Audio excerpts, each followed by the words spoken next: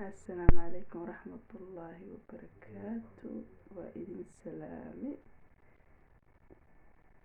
أصحابتي ستين في عنتين ما شاء الله. على القيب سنة هذا وقت وحين وطهي والضنبي حقصعنا 1 o'clock يعني وقت سحور تنجوبنا. waxaan ilqaybsahaa wixii ay sameeyeen ciyaalka cumar iyo masaajida waxay kan ramadaanka ugu talagaleen iyo zayna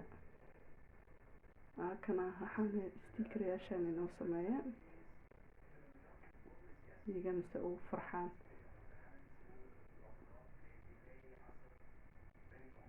kaas inoo sameeyeen about 40 minutes or more.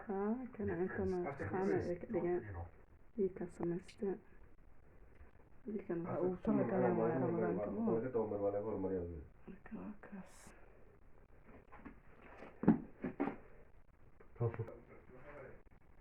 marka waa kaas taasaan il qaybsanaa insha Allah saigan ugu farxaan إلى رمضان كان من كيس عمر دار عفمات عباد سبحانه وقارسه. السلام عليكم.